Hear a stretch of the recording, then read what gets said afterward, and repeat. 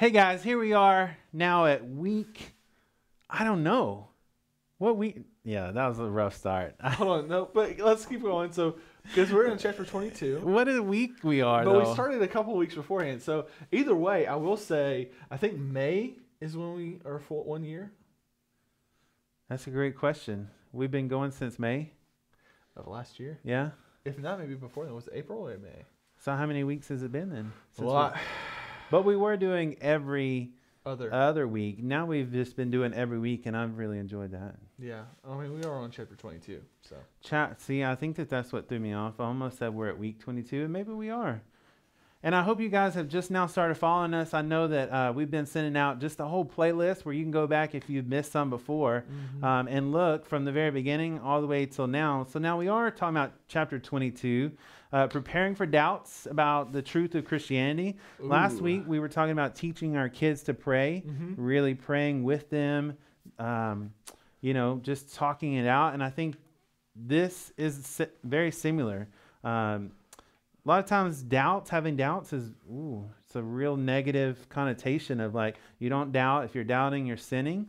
And I guess I wanted to open up our conversation today about that might not be true. Is it okay to doubt? Is it ever okay to doubt, or is it not? Oh, man. What a tough question to start off with.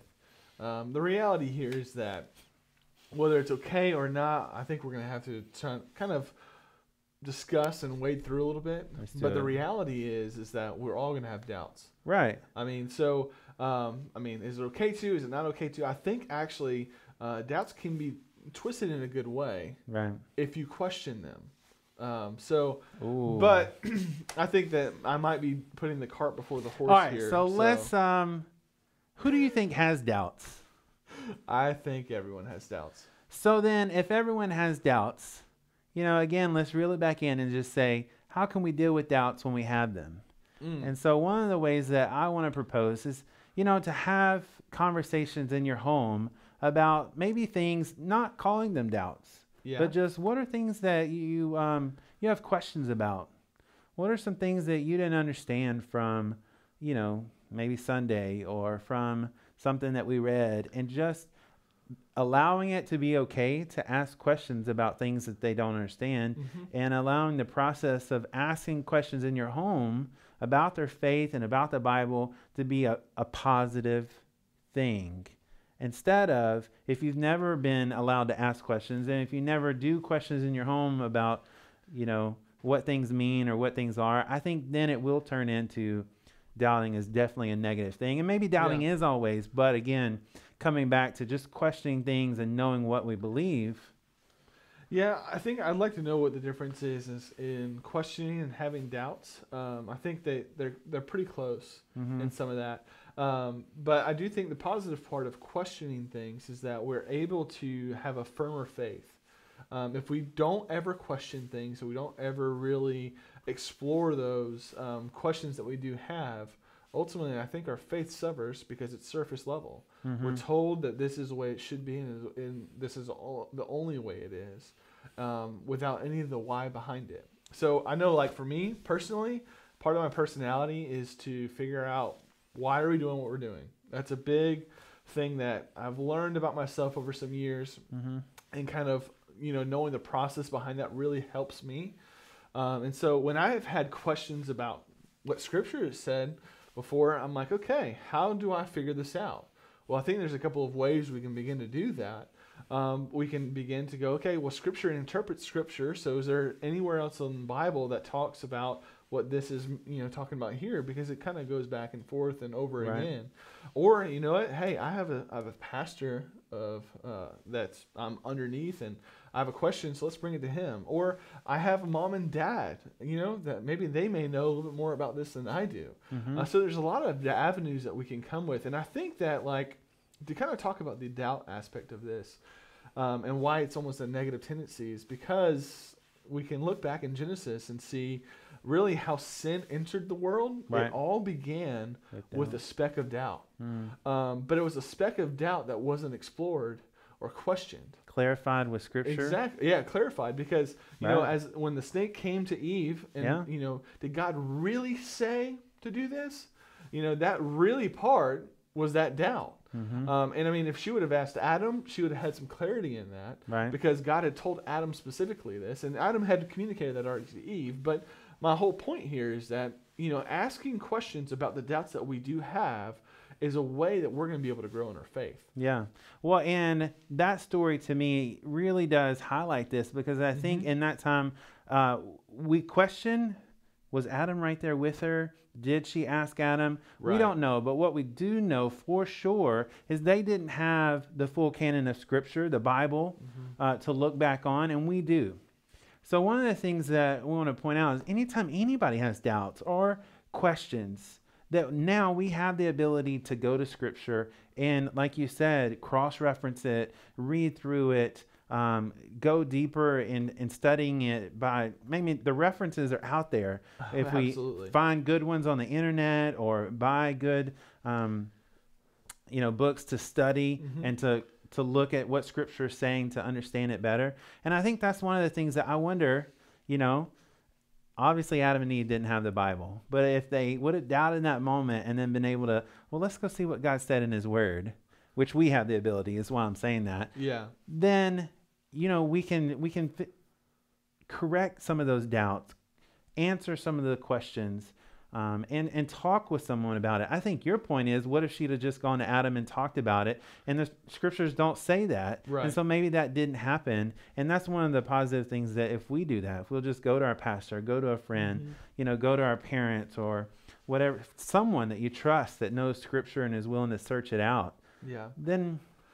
And I think that here, when it comes to doubts, like it's important to know that, when we have them, what would be the wrong response is just letting them be. Yeah. And then believing them. Yeah, that's it.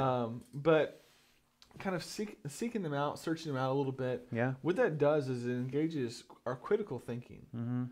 And I think that's a real big skill that we need to teach our students, we need to teach our kids, how to critically think about what they're reading, right, and understand, because it's a level of understanding that they can grow in. And so as we have doubts of like, well, I don't really understand this, or maybe I don't agree with it based on my own perception or whatever it is. Right. It's us engaging with what we know is to be true, which is Scripture. Yeah. And learning from that. And so I think that's a part of how we can, as parents, begin to engage our own students by saying, okay, maybe ask the simple question of like, well, what do you think about this passage? So in student ministry, that's what we do on Sunday mornings. Right. We take what Dale had preached on that morning, and then we go, okay, so what do you guys think? And honestly, we're waiting at that point for them to have doubts. We're like, we kind of hope you do, or that you have questions. Yeah. So questions first, ultimately, that's what we want to have. But if they do have doubts, we can address that directly at that point. Right. Of saying, well, okay, tell me more about this. Asking those leading questions, not trying to shut the conversation down. Because like I said, when we shut the conversation down, we stay on the surface. Whenever we begin to go, okay, well, tell me more about what are you thinking here? Yeah. And based on what you know to be true, in the time that you've maybe grown up in church or maybe reading the Bible, all those different things, what have you learned over time? How does that play into this? There's a lot of different avenues here, but having those questions, I want to encourage, because I know that at one point, specifically in the Baptist world, it was, you don't question things. Right. It is what it is, and you need to basically fall in line. Well, that's why I think doubts were always perceived as bad and negative. And again, if we have doubts, really sometimes they can just be questions, right, and then we can find answers to those questions. And so one of the other things that to bring up is, this is preparing for doubt, is what the chapter is, preparing for just the questions that may come. And so we've kind of talked about, even on Sunday morning in the student ministry and other places, maybe other missional communities, Bible study, as you're studying the Word, questions are okay, and it should be encouraged and grow in that.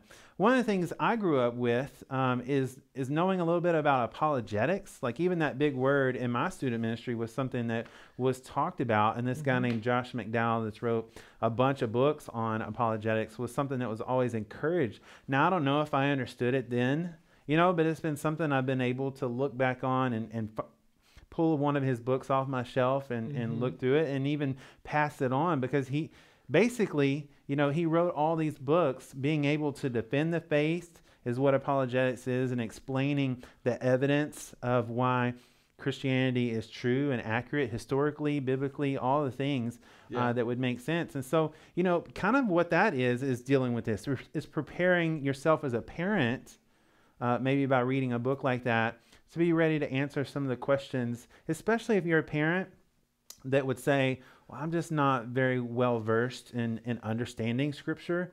Maybe finding a book like that from Josh McDowell or someone else that, teaches how to understand some elements of faith and defend it, reading some different angles. Always reading is learning. Reading the Bible is learning, growing in our understanding of the faith.